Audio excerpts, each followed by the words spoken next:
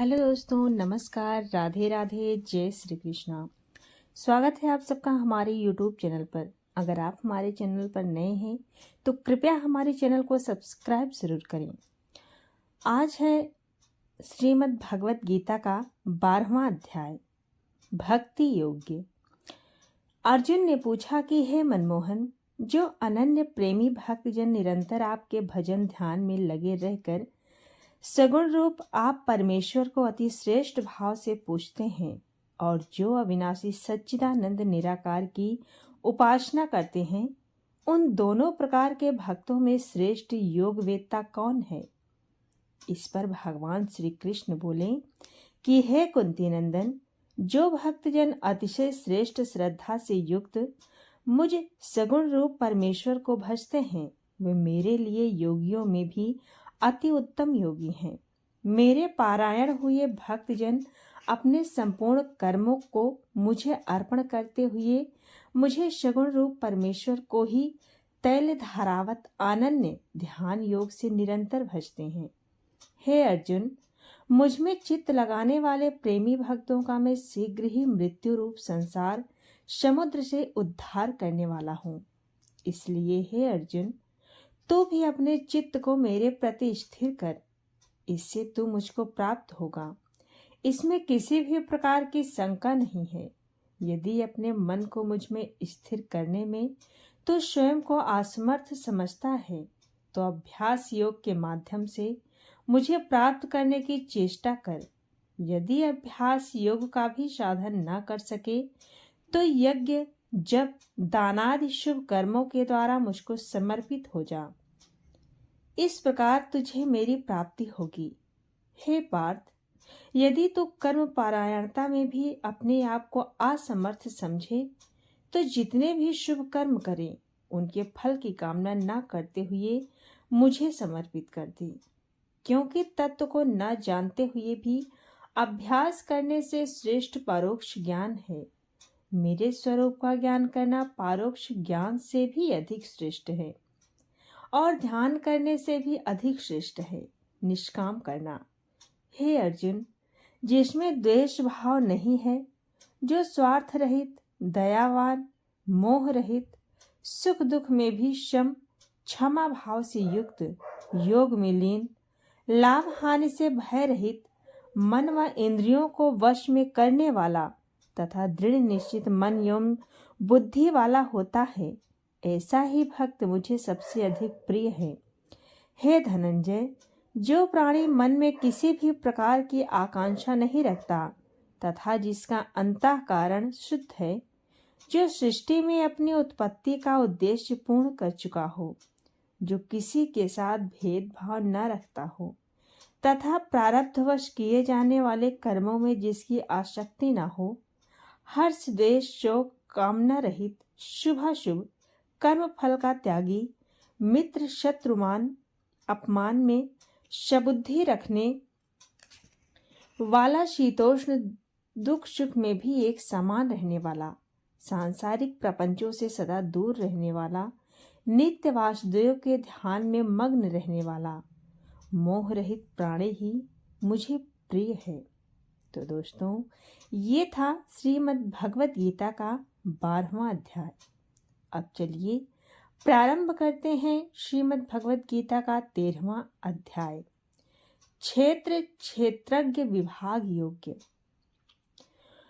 भगवान श्री कृष्ण ने अर्जुन से कहा कि हे कौंतेय, प्राणी की देह को ही क्षेत्र कहते हैं, क्षेत्र को जानने वाले को क्षेत्रज्ञ कहते हैं। क्षेत्र क्षेत्रज्ञ का ज्ञान ही वास्तविक ज्ञान है। क्षेत्र क्षेत्रज्ञ को ही प्राकृत पुरुष भी कहते हैं। हे अर्जुन, देह मतलब कि क्षेत्र का अस्तित्व किन विकारों के कारण है, क्षेत्रज्ञ का क्या महत्व है, इस विषय में मैं तुझे बताता हूँ। इसी ऋषियों ने विभिन्न प्रकार से कहा है। वेदों में भी तरह तरह से कहा गया है। ब्रह्मा सूत्रादिकों में तो प्रमाणों सहित इनका वर्णन किया गया है। हे कौंतेय, उसी क्षेत्र तथा क्षेत्रज्ञ को अब तू मेरे द्वारा सुन। पृथ्वी, जल, आकाश, वायु तथा अग्नि ये महापंचभूत है। अहंकार, बुद्धि, पृथ्वी का सूक्ष्म भाव प्रकृति, 10 इंद्रियों, कान, नाक आदि ज्ञानेंद्रियां, नेत्र, जीव, कामेंद्रियां, योम, त्वचा, पैर, हाथ, गुदा तथा मूत्र त्याग का मार्ग, सुख दुख की कामना, द्वेष आदि क्षेत्र क्षेत्रज्ञ के विकार हैं। हे अर्जुन, श्रेष्ठता के अभिमान, दंभाचरण का अभाव, किसी भी प्राणी को किसी भी प्रकार से पीड़ित न करना, मन में क्षमा भाव रखना, मन वाणी की सरलता, श्रद्धा और भक्ति के साथ गुरु की सेवा करना, मन को 12 और अंदर से शुद्ध रखना, अंतःकरण में स्थिरता, राग द्वेष तथा कपट आदि को त्यागना, मन में विरक्त एकाग्रता रखना, इंद्रियों का निग्रह, भोगों से विरक्त होना, अहंकार से विमुख हो जाना, जन्म मृत्यु वृद्धावस्था एवं रोग आदि कष्टपूर्ण स्थितियों को अपने विचारों से दूर रखना, पुत्र पुत्री, स्त्री मोह माया आदि में आसक्त न होना, सुख दुख में एक समान रहना तथा सदैव मुझ में ही आसक्ति रहना, विषय आदि विकारों से दूर रहना, मुझे ही परमेश्वर मानकर अहम का त्याग करना तथा मेरा ही आश्रय लेना। ऐसे कृत्यों से युक्त प्राणी में ही मुझे तत्व में जानने की भावना जागृत होती है। हे अर्जुन, जो जानने योग्य है उसको जानकर ही प्राणी परमानंद को प्राप्त होता है। आदि रहित पर ब्रह्मा अकथनीय होने के कारण ना उसे सत्य कहा जाता है और ना ही असत्य कहा जाता है, परंतु वो सभी ओर से हाथ पैर वाला, सब ओर से नेत्र, सिर और मुख वाला तथा सब ओर से क्षेत्र वाला है। हे अर्जुन, परमेश्वर आकाश, वायु, अग्नि, जल और पृथ्वी का कारण रूप होने से संपूर्ण चराचर जगत को व्याप्त करके स्थित है।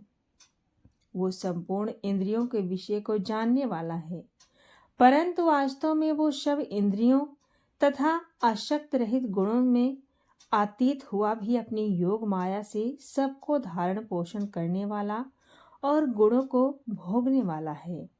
वो परमात्मा चराचर के सभी प्राणियों के बाहर भीतर परिपूर्ण है। वो चर अचर रूप में भी है और सूक्ष्म होने से अविज्ञेय है। हे अर्जुन, वो विभाग रहित एक रूप से आकाश के सादृश्य परिपूर्ण होकर भी चराचर के संपूर्ण प्राणियों में पृथक पृथक के सादृश्य स्थित प्रतीत होता है।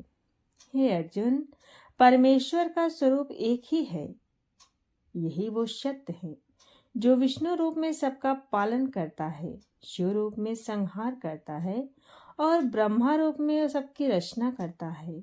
वही आत्म तत्व महाज्योति एवं त्रिगुणमयी माया से पृथक है। वो आत्म तत्व ज्ञान स्वरूप होने के कारण जानने योग्य है।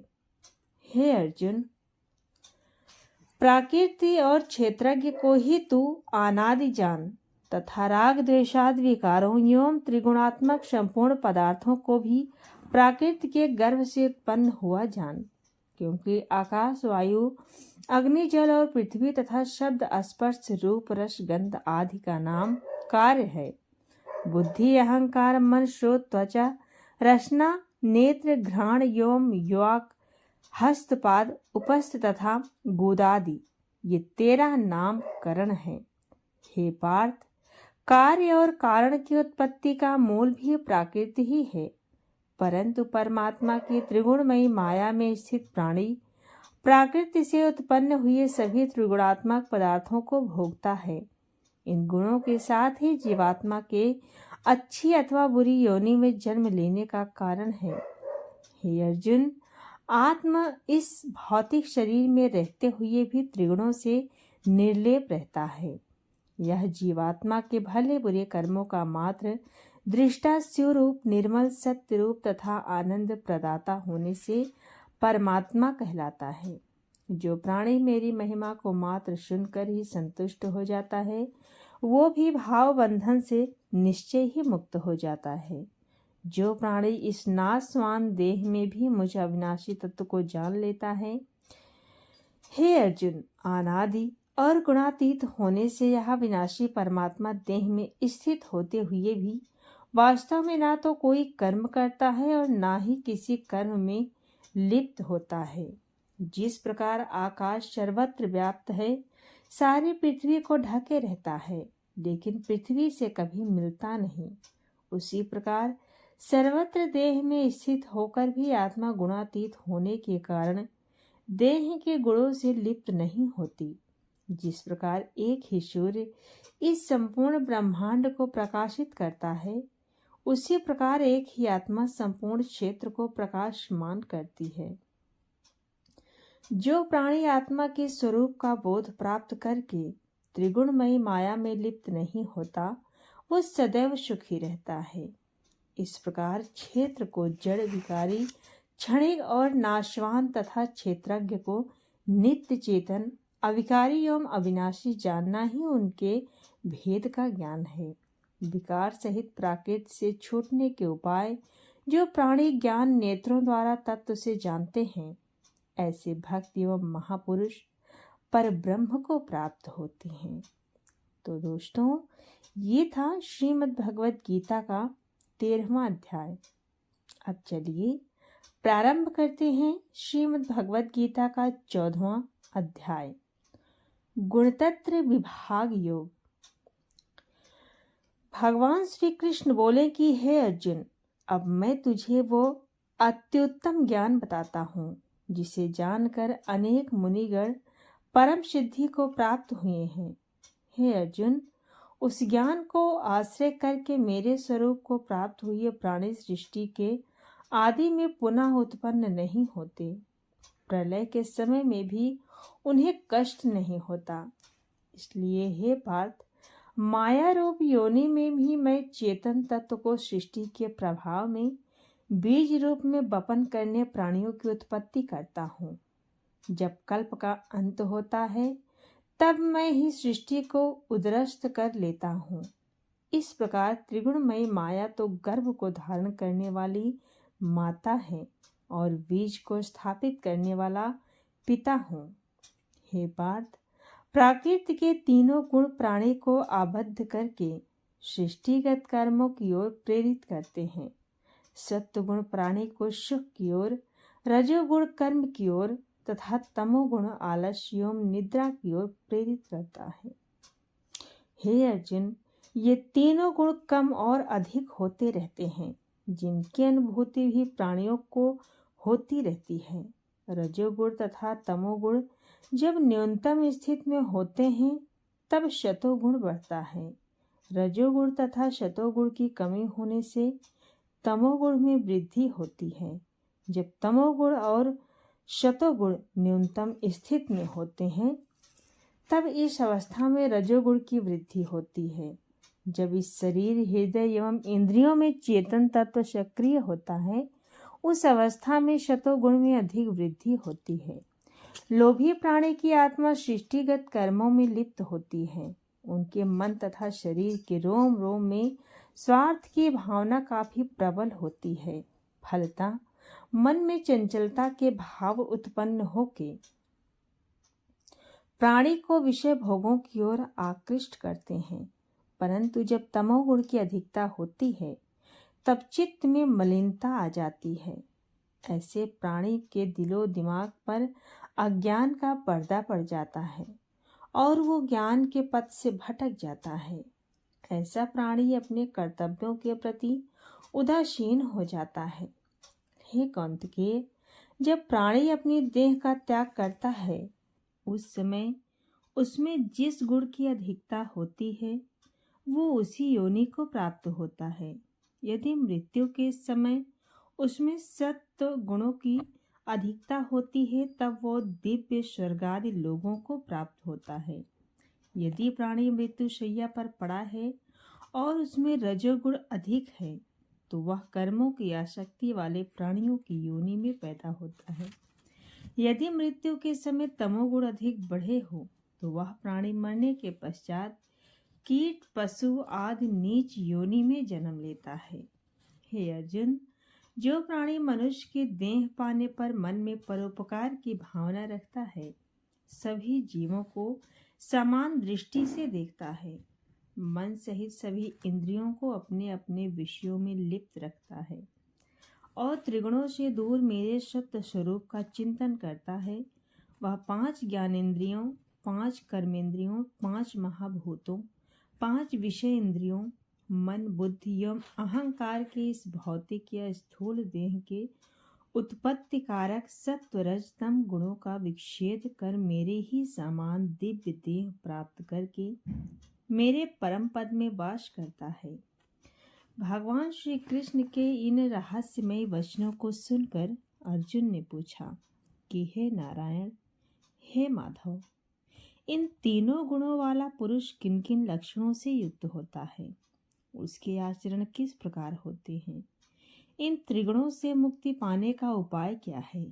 तब भगवान श्री कृष्ण बोले कि हे धनंजय, जो प्राणी एक सच्चिदानंद घन परमात्मा में ही एकाकी भाव से स्थिर होकर इस त्रिगुणमयी माया के प्रपंच रूपी संसार से सर्वथा अतीत हो गया है, उस गुणातीत प्राणी के अभिमान रहित अंतःकरण में तीनों गुणों के कार्य रूप प्रकाश, प्रवृत्ति और मोह आदि प्रवृत्तियों के प्रकट होने और न होने पर किसी भी काल में इच्छा, द्वेष आदि विकार नहीं होते। यही उसके गुणों से अतीत होने के प्रधान हैं। त्रिगुणातीत प्राणी आत्मा में प्रावित रहता है और सुख अथवा दुख का अनुभव नहीं करता। उसके लिए पाषाण, मृत्तिका और स्वर्ण में कोई अंतर नहीं होता। वह धैर्यवान होता है तथा मित्र और दुश्मन को एक समान दृष्टि से देखता है। प्रशंसा अथवा निंदा सुनकर वह विचलित नहीं होता। वह कर्तापन के भाव से भी सर्वथा निर्लेप रहता है। अहंकार का लेश मात्र अंश भी उसमें नहीं होता।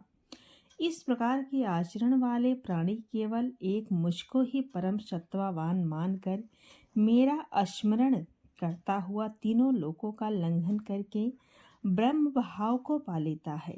हे पार्थ, सृष्टि का मूल तो मुझे ही जान, क्योंकि गुणग्राही सुख का सागर तथा परमानंद भगवान मैं ही हूँ।